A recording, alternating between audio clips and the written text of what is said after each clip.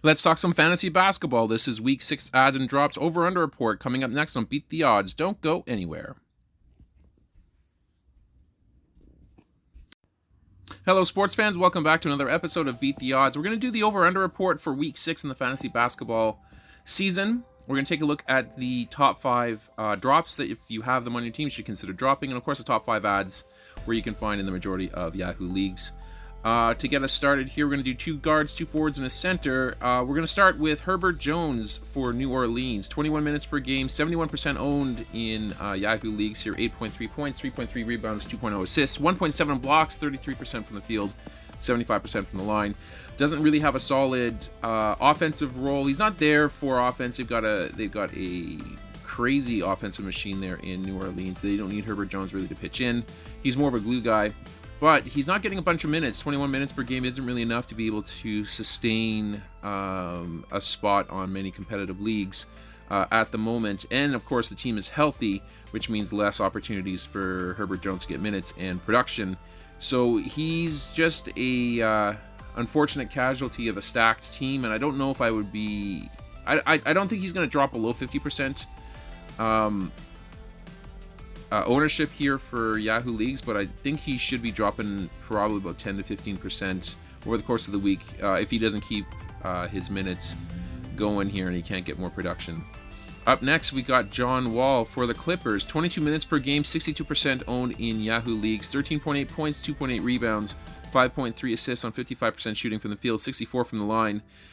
Not a bad week, but again, not a whole lot of minutes. If he was creeping closer to the 30 minutes per game threshold, then he would for sure be a staple on a lot of teams. But at 22 minutes, it's again just a little bit too volatile. Not bad production out of that though, almost 14 points and 5 assists. But currently in the timeshare with Reggie Jackson. Kawhi and Paul George are going to be coming in and out of that lineup. It's going to chew into some of John Wall's minutes there as well and his opportunity to produce. And he's an occasional DNP and an injury risk, so I don't know if I would be comfortable having him. Definitely not for the season. Again, maybe not drop him below 50%, but I think he might lose a couple percentage points here this week here as well. Up next, a guy that we've been trying to get off many teams here, but seems to stick around. Brandon Clark for the Memphis Grizzlies. 19 minutes per game, folks. 19. 52% owned in Yahoo leagues, 9 points, 5.3 rebounds, 1 block, 58% from the field, 100% from the line. He's a great player, don't get me wrong. Like he's an extreme energy guy. He's going to get you hustle stats. He's going to be in and around the play at all times. He's just not getting minutes. On any other team, once he approaches 25 minutes per game on a regular basis here, he's a solid hold. But right now, with Jaren Jackson Jr. back in the fold and starting to produce, and Sandy Aldama splitting the backup minutes with him, and Steven Adams in the fold, it's just there's not enough minutes to go around for a guy like Brandon Clark, and he's going to suffer because of that. Solid percentages, but just not enough action to warrant a spot on many leagues. Up next, we've got a little bit of a slump for one of our rookies here for the season. Keegan Murray, 64% owned in Yahoo, 23 minutes per game this past week. He only produced 3 points and 5.7 rebounds, 10% from the field, 100% from the line. He's in a major shooting slump, and he's starting to lose minutes to Harrison Barnes here.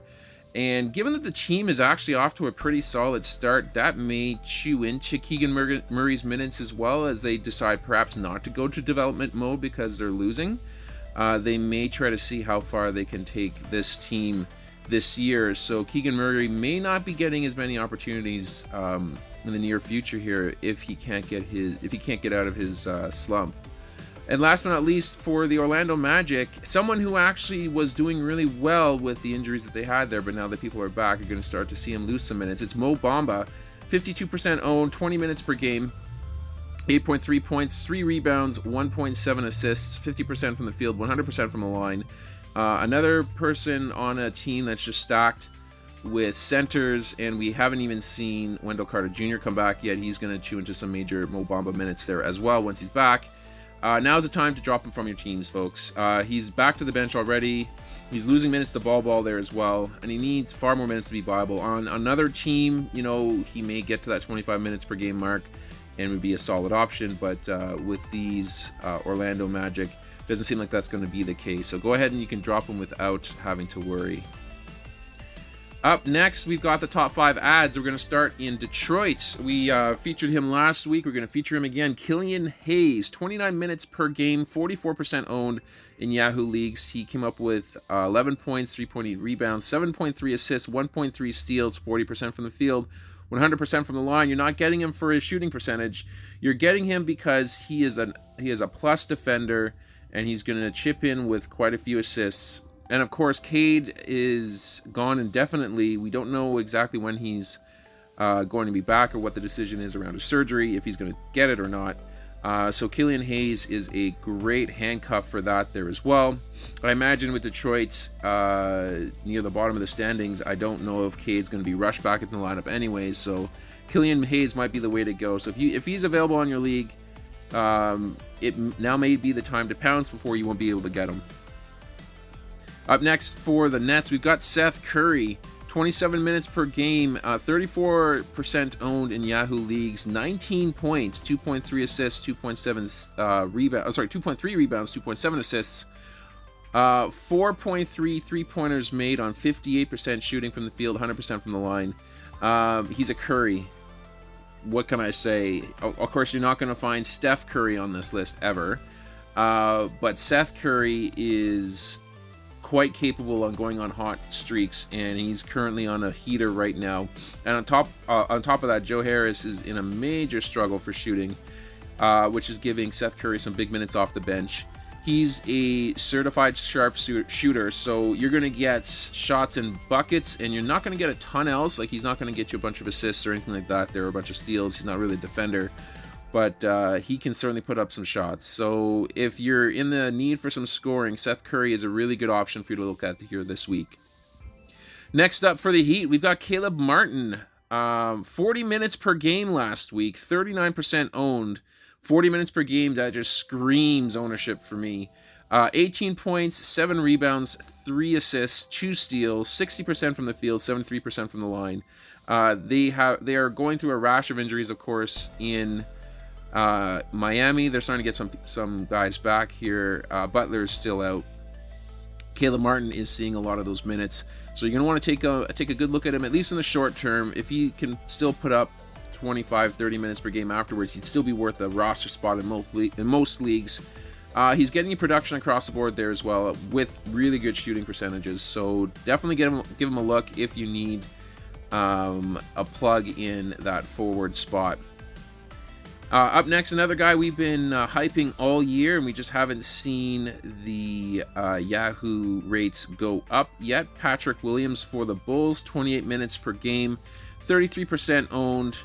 He's the glue guy in Chicago, kind of like Herbert Jones is in the Pelicans. But to be honest with you, if I were to put Jones and Patrick Williams in a vacuum together, I would just as easily pick up Patrick Williams for my team and leave Jones on the waiver wire. That's why I think this is somebody that you should feature or take a look at here for your squad.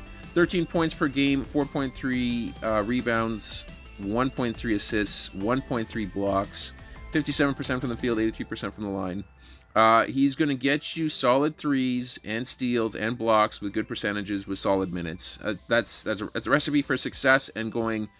He's way undervalued here for the year. I would strongly suggest taking a good look at him to see if he fits on your squad. And last but not least, we got Mason Plumlee of the Charlotte Hornets. Decided to go with Mason. He's a little above that 50% threshold, but we couldn't really find a center that fit the bill here, so Mason it is. 27 minutes per game. He's got 7 points, 12.5 rebounds, 5.5 assists, 50% from the field, 40% from the line. He's your typical center in the fact that he's not going to give you great free throw percentages, but he has been a double-double machine. Hasn't been scoring a ton of points, but he's been racking in a lot of rebounds and tossing in 5 assists a game. That is a huge luxury for that center position. And he's getting a fair amount of minutes here. He's got the lion's share of minutes, center minutes in Charlotte. So he's certainly worth a look if you're looking for a filler for your center position. You should give Miles Plumlee a good look for that. And that's going to do it here for this episode. I hope you guys enjoyed it here. If you do, please leave a like on the video. Subscribe to the channel if you haven't yet done so. But we're going to sign off for now. We are going to catch you guys next week for the following over-under report.